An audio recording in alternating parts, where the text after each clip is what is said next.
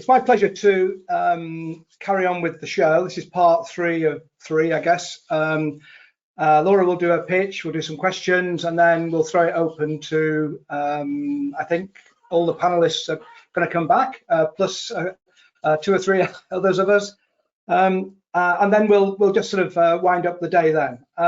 Let me introduce Laura. And Laura, if you want to try loading your slides up on the screen, and I'll just do the quick intro. I'm Laura's backup should this not work. In this session, we're going to listen to Laura talk about Agile, what, so what, now what, looking good. Laura herself, Laura Empowers, to give her a full name, is COO with the Business Agility Institute and founder of Powered by Teams. This is a consultancy focused on helping leaders and their teams thrive in the midst of change. She's a recovering project manager, and there's a few of us in the same boat, who came to Agile for the sticky notes and Sharpies and stayed for the people. Laura, off you go. And can you hear me and can you see my slides? Sounds good. You want to present the slides? I think you've got presenter view there. I think I am presenting. That's not what's happening? You might have selected a window rather than the whole screen. So when you shared your screen, so just present. Yeah, I would have thought just press F5 and you should be in business.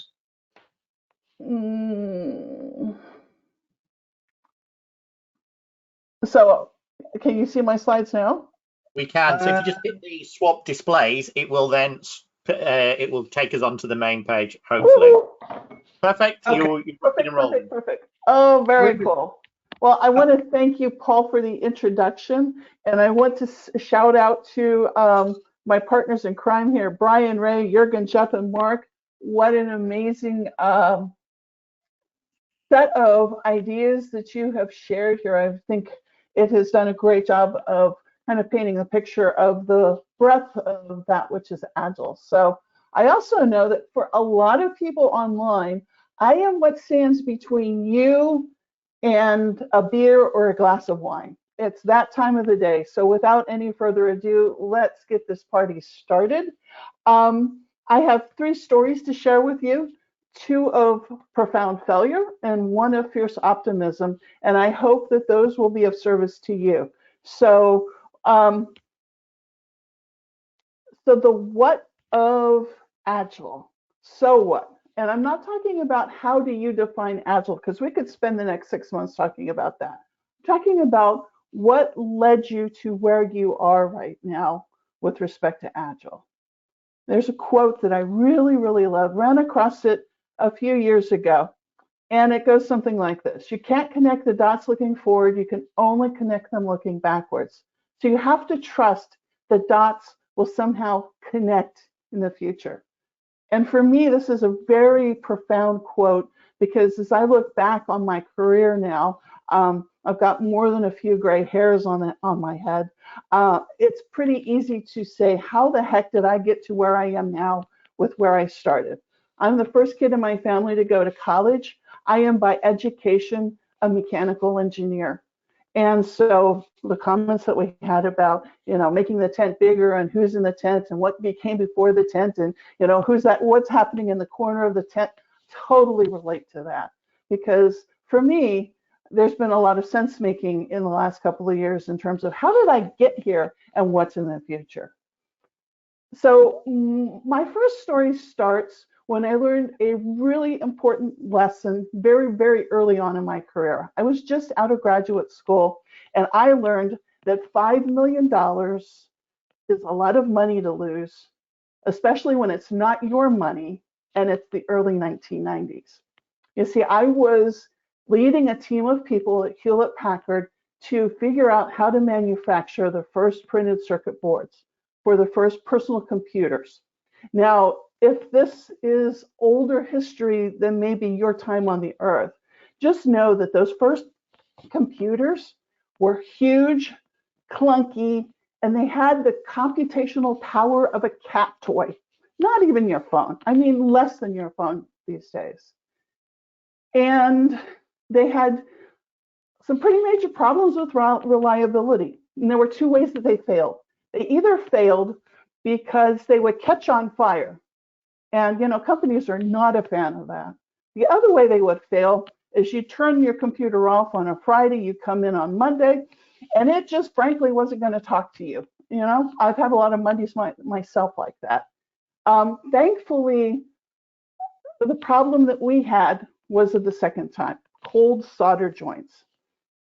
And here I am, first kid in my family, go to college, first project, $5 million product recall for Hewlett-Packard in the early 1990s was enough that the board knew about it. And so I'm wondering, am I going to get fired? And I'm down in the lab on Deer Creek Road in Palo Alto one night about 7 o'clock. And I'm looking under the microscope at my poor, sorry, cold solder joints that were opened and they weren't soldered correctly, and just trying to figure out what's going on.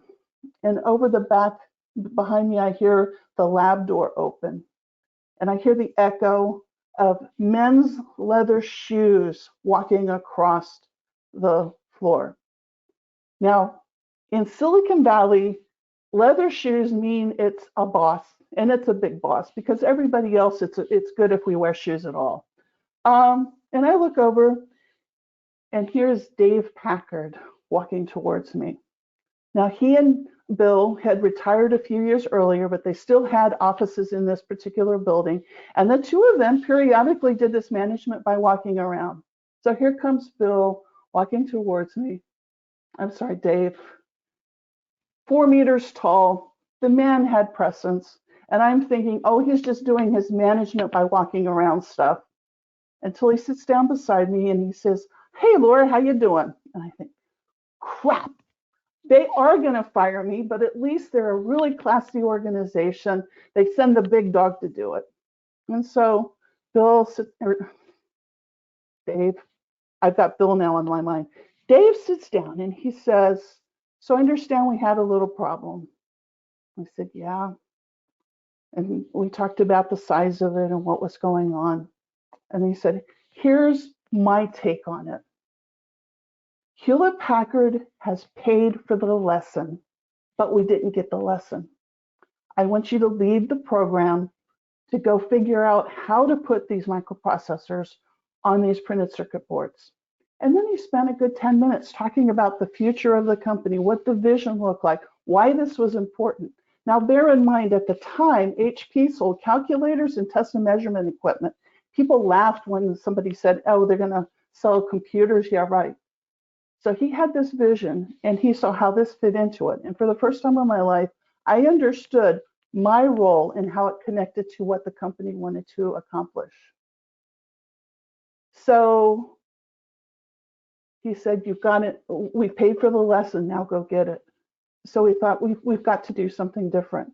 So instead of being the kids in HP labs in the ivory tower in California, designing this manufacturing process and picking all of this equipment and putting this together, we need to work with everyone, all 13 manufacturing sites in the company at the time, everybody, all levels. How do we do this?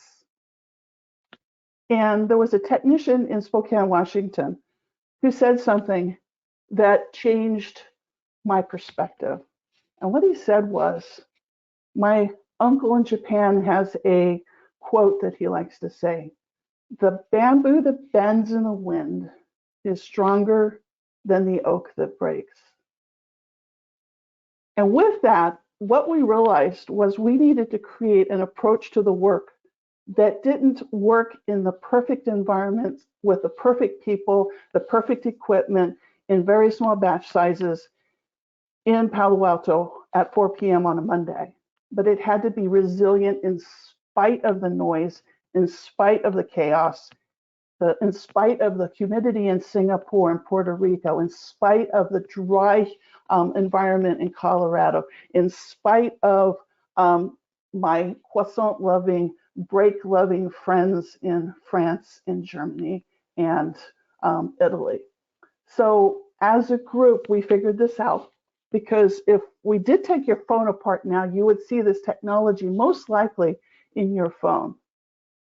But that's not the point of the story. The point of the story is this group of people with a very clear objective and a very clear vision, figured out something and had the absolute effing time of our lives.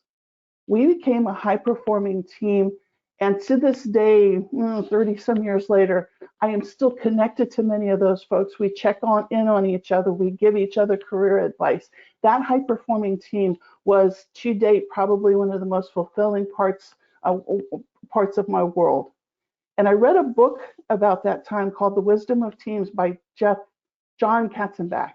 And he talked in that book about, this is the 90s, we're still figuring this out. We just know that, to get a high-performing team, you need to, give them a really good goal. Make it clear. But beyond that, we're not really sure.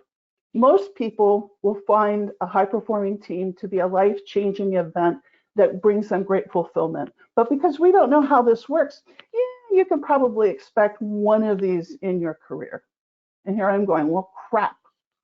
I've already had my great experience and, in my 20s, now what? And that, as I look back on the dots in my world, is the first dot where I see the significant seeds of agility in my life. And so my first question to you as we start to wrap up this event today is, what dots led you here? And like me, you may look back to, dots that are BA, before Agile. That was certainly before Agile. And I am absolutely not suggesting that Dave Packard was an early Agilist in the early 1990s. But he managed in a way, he led in a way, he planted seeds that later became a piece of the story of Agile. So what? The next question, of course, is so what? That's a great question. So as my career progressed, I did all things product development, project management, R&D manager, engineering manager. I have fond memories at Hewlett-Packard of building Gantt charts with my teams on a wall using sticky notes and Sharpies. Each sticky note had a task in the worked out breakdown structure, built these humongous Gantt charts, worked the critical path, figured out how we were going to just barely deliver what we needed to deliver 2 years down the road. And before those sticky notes got shoved into a Microsoft project, the team would have dispersed and somebody would come back and go, hey, we just learned something, something just happened, we just realized something, and the whole schedule would blow up. And here you are, halfway between Post-it notes and MS projects, something has changed, and you know that the next 2 years you're basically screwed. That was my life. And I remember joking that if I ever found a way to make a living that used lots of sticky notes and lots of Sharpies on a daily basis instead of every 2 years to create a picture of the impossible, I would know that I'd found my nirvana. Well, one thing leads to another in your career, and eventually I get the message that I live in Silicon Valley, time to stop working at the 900-pound gorilla at the time. Why don't you try the startup thing? So I'm doing various startups, end up at a company that I'm the international release manager. So I'm good friends with Singapore and Germany and France and the UK, and every week we roll all of the code on 12 international sites. And my bonus is tied to the code sticking for 48 hours once it's been rolled out. My arch nemesis is this ops engineer named Becky. And Becky's bonus was tied to uptime and availability of the websites. And so she delighted in calling me at 2 o'clock in the morning saying, yep, this week's rollout's not working. Germany's complaining. UK can't do their thing. Blah, blah, blah, blah, blah. You need to come in and we're going to roll the code back. And this went on and on and on.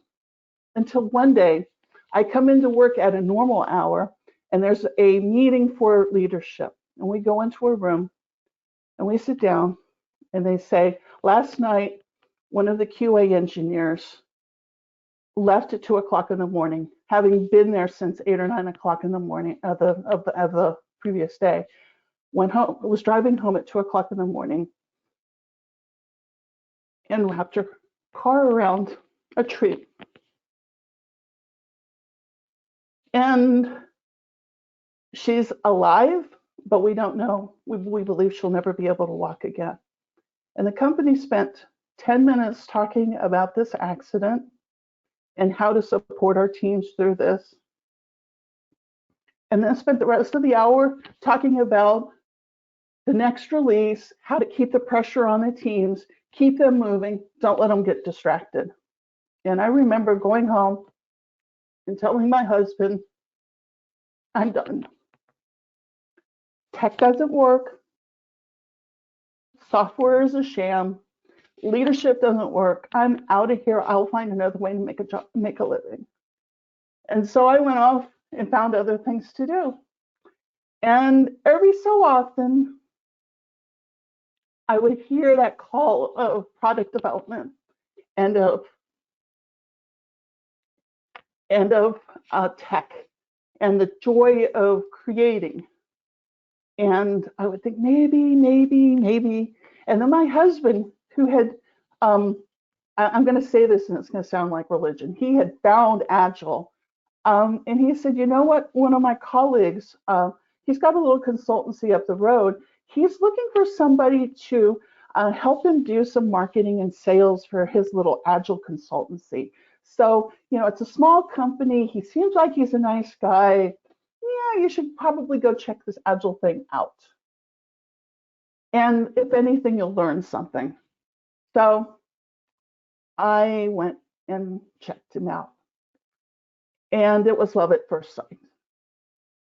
I realized, hey, there is a way to use stickies and Sharpies on a daily basis. But it was love at first sight because I could see solutions to all of that pain and the problems that I had seen in my career. I saw a CEO with tears in his eyes, a tough old guy from Long Island with tears in his eyes, thank us at the end of an engagement and say, thank you, I've learned to love my team again. I worked with software development teams who told me for the first time ever, they understood the why behind what they were creating, and they actually had the space, the autonomy to figure out how to do it. I saw SVP, a senior vice president, who, God bless this man, because he was dyed-in-the-wool command and control leader. I'm the expert. I just need you to do what I tell you to do. But I told him that he had to come to the training with his team. And he came to the training, and God bless this man, he played the ballpoint game with everyone else and had an aha moment in the midst of telling his team how to do it, that he himself was the impediment to the success of the teams and the success of that company, and frankly, to his own success. And based off of that, went and reorganized his part of his company, set them up for success, and has now risen to the point where he's running his own company. And that was a barrier that he had never been able to break through because of his leadership style. So my question to you is, what is your so what? Because my so what is the people and the teams and the light bulb moments, and dare I say the transformation that can happen. Because for me, that's the so what of Agile. It's the secret, I believe, to high performing teams. And it's one of the most extraordinary things because it is amazing for our clients. It is awesome for the business. And most importantly, it is deeply fulfilling and enables people to do the best work of their lives. And just to be clear, I'm not talking about only transformation at work. I've seen people whose outlook on life in general changes through the work that we do here in Agile. So that leaves with me with just a few more minutes and the question of now what? You know, the manifesto is 20 years old and the community has a lot to say. Clearly, we've heard a lot of that today. What belongs here? What doesn't belong there? I'm doing it right. You not so much. It's between your ears. It's in your heart. It's something you do. It's something you are. It's over. It's just beginning. So now what? So now what indeed? A few years ago, back before the pandemic, I went to a networking event in San Francisco, you know, and that's, so first off, in front of whoever's left on this call, I promise not to complain about driving to a meetup in San Francisco for at least a year after we're through this pandemic. But I had drugged myself up to San Francisco. I was at this networking event, and I'm making small talk with a software engineer at the meetup. And he's telling me he's probably in his mid-20s, just out of school. This is his first company, and it's a startup, but it's not a small company. And he's telling me about their product and how it's going to change the lives of their customers and how much fun he's having, and just enthusiasm out the wazoo as how lit up he was about what he was doing. And eventually he realizes that we've just been talking about him. And he asked me, what do I do? And I said, well, I work in the field of Agile and agility. And he's, well, tell me about that. What is that? And so I start telling him. And he gets this totally confused look on his face.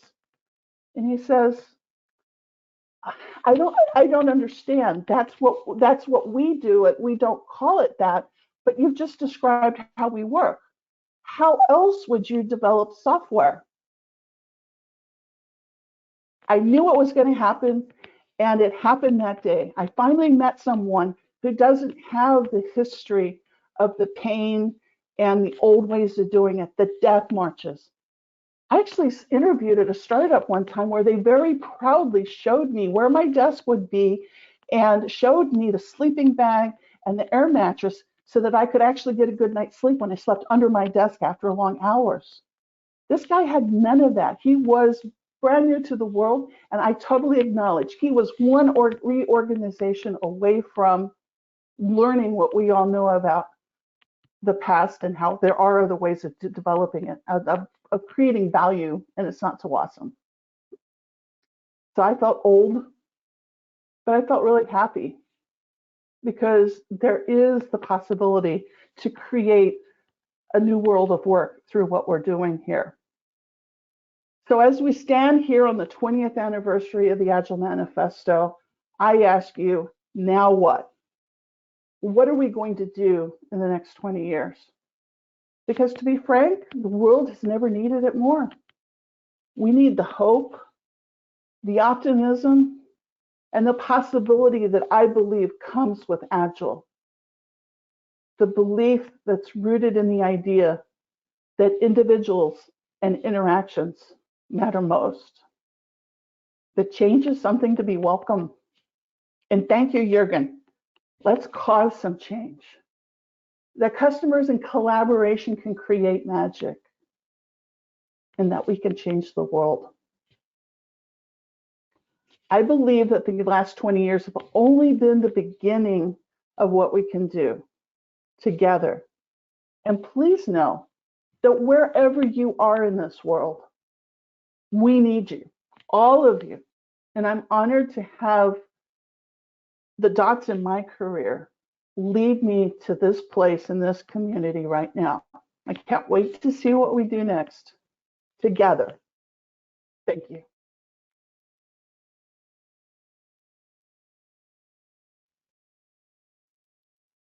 Laura, thank you so much. I'm not sure what to say. That was fantastic.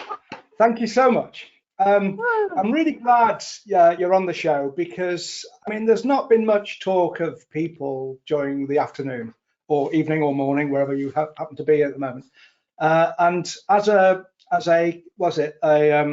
confirmed autist, I'm less sensitive to people than I really ought to have been. And it's taken me 30 years to come to terms with the fact that actually people really, really do matter.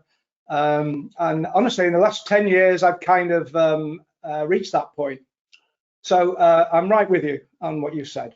Now, my view, and I'm waiting now. To you guys in the audience, please put your questions onto Slido. And if you're all in tears and can't hold yourself together, I understand. We need you to pitch some questions in the next 10 minutes, or maybe a bit longer. It's because Laura finished a little bit early there.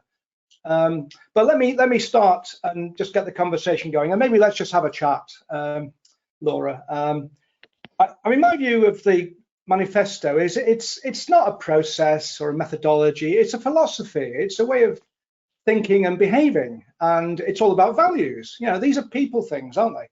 So, I mean, I don't know whether you've answered it or not, but it occurs to me that we've lost sight of the fact that people really count. And do you think there should have been more emphasis on the people and in the industry to engage people in a better way, to get them to recognize that they're going to think differently, that their cultural attitudes and empowerment and collaboration, whatever, these are all things that aren't mentioned in software programming books, you know? I mean, what do you think? Have we let ourselves down in this way, and you're, you know, kind of shouting in the wilderness? It sounds like you're not. You've obviously made progress, but what's your take on that? No, I don't think I'm shouting in the wilderness. What I have learned is that as the Agile movement has grown over the past 20 years, there are a lot of good business people who have figured out that a framework is much easier to sell than a mindset. And it's as someone who buys, you know, an executive who's looking at wanting to improve their company, adopting a framework has a beginning, a middle, and an end. It comes with a price tag. You can do the happy dance at a certain point in time. Mindset is something that's continually evolving and continually, it's something that you have to own and develop. And so I think we've always been working on this. And I think the difference between the companies who thrive and create amazing futures for the world and those that just merely get by lies in the people and how we work with people and how we help them become what they want and need to be. So I think it's an ongoing thing, but just like I think Jeff said, you know, there is no end point to agility in an organization. It's something that just because you went to the gym yesterday and you did the pull-ups, you still have to come today and do the sit-ups and the pull-ups again. And I think that's just, we're constantly doing that. Yeah, I mean, it's kind of, it's a bit like, I don't know whether this is a sensible metaphor, but it feels a bit like wanting to lose weight in that, you know, you go on a diet, you take on a new process, you want to make an instant change, but you can't, it's hard, and then you settle back to the old ways and so on. Is it not the same with process? You know, it's a lifestyle and a cultural change, not a process change. It is, and here's the interesting thing is the people's mindsets can change in an instant. The story that I told about the SVP and the ball game, he literally was inserting himself in and command and controlling that whole simulation, which was designed to help illustrate how self-organizing teams work. And you could actually so all credit to Chris Sims, because he was the person facilitating. I was observing, and he basically said, hey, to this guy, listen, you've got laryngitis, you need to participate, but you know, part of the simulation right now is you can't talk. And so his team had to continue on and do the simulation with him just as a participant. And you literally could see the point in time where a light bulb went on over this guy's head, and their steam came out of his ears, and he was a changed person. But my guess is years, you know, were spent leading up to that moment, and now he's got a different future because of that. So for one of the things that I would say to the Agilists out there who are training and coaching and consulting, and you have something and you feel like it didn't quite take, you are planting seeds that you have no idea when and how they will sprout and grow. Because A lot of seeds have to be planted sometimes before someone has that aha moment, and then they realize, oh, there's a different way of doing this. There's a different way to lead. There's a different way to be in this business. Not to be too much kumbaya, because there is hard business benefits to addressing and taking care of and stewarding the people side of your business. I agree. I couldn't agree more. I mean, needless to say, you can see the praise that's headed you away on the Slido. But can we get questions? I'm not in control of this, I'm afraid. So can we get rid of all the praise? Yeah, we know it was a fantastic talk. But there's one of the bottoms. Laura, back in the early 2000s, I was taught that Agile is making decisions just at the right moment when you have the information to make them. Do you agree? What do you think of that? I think that's part of Agile. It's also part of Lean, right? The whole last responsible moment. So I think that's a piece of it. But the part of the question, though, is also who's making the decision? How is it being framed? You know, there's lots of pieces to the decision-making thing. So, but that's certainly part of it. Yeah. Okay. What do you think? What's your opinion of Agile maturity models? Are they a good thing or a bad thing? Or what do you? Or what do you think? I think that anything that serves as a tool to help the continuous improvement and progression of an organization is a good thing. So there are maturity models that are good, and there's probably maturity models that are meant to sell something at the back end of it, maybe not so good. Mm. I mean, I'm kind of less comfortable with maturity models that focus on process. So if you tick this box by following this process in this way, then you advance some way in maturity. Well, that's not what it's about, is it? I mean, maturity sort of surely explicitly means that you have to gain experience. It's about growing into and learning through mistakes and other things, the lessons. So I'm more critical of maturity models that are anything like based on kind of this process, let's say. But do you not think that we could have almost like an emotional maturity? That's the wrong word, I know, the wrong phrase. But what do you think? Cultural maturity. Yeah. So we're doing some work with this at the Business Agility Institute, and one of the things that we're grappling with is that when you look at an organization and you want to try to assess this thing, it's not just what is the average intermediate degree or capability of the organization. It's what's the spread, because you can really only be as agile as the least agile part of the organization. And you know, to the software developers who are concerned that now we're talking about more than software. When I did some work with Intuit a few years ago, we were working on what's the cycle time for stories in sprints. And back of that, there was this carefully aged process for how long it took to actually get things into the hands of the customers. So there was least agile downstream stuff that was hamstringing the organization. So yeah, it's a complicated thing. And the idea of something that really gets to the people side of it is pretty juicy. I mean, we call ourselves a technology industry, not a people business. But you know what? I think Gerald Weinberg said it decades ago that all problems are people problems, and we kind of pretend that we can solve everything with technology. And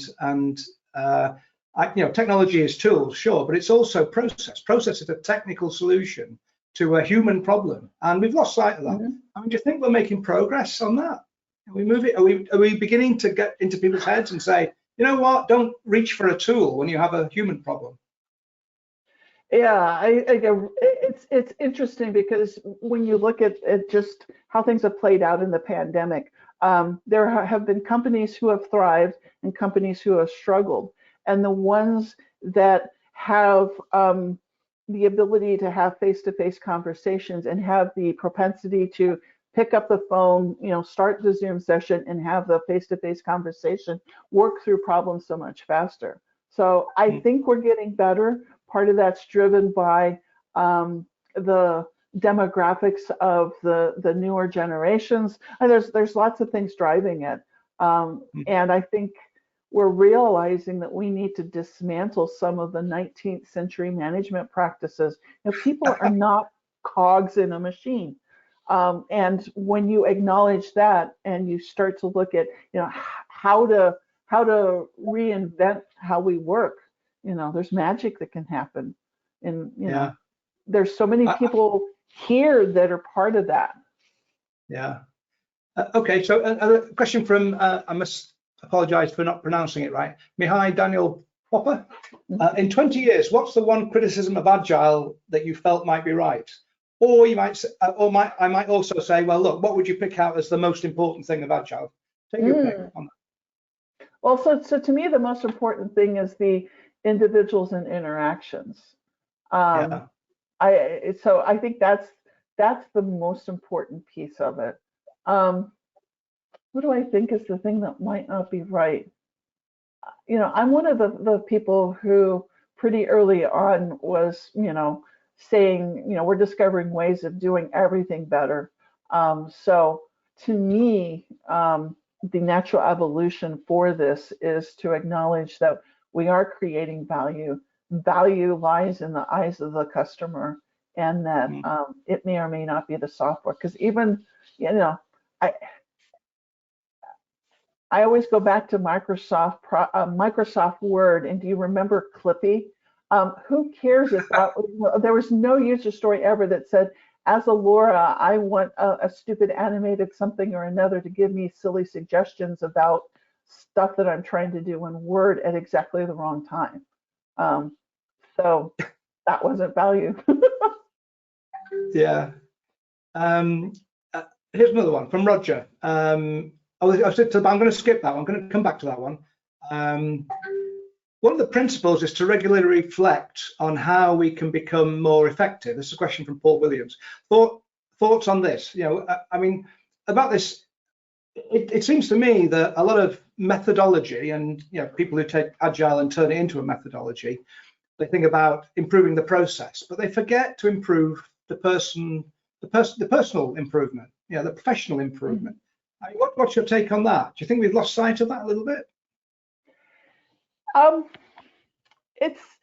It's an interesting thing, because when I left tech for that period of time that my husband lovingly calls my sabbatical, I got into sales, and I was doing real estate investment portfolio stuff, and I was working at 100% commission.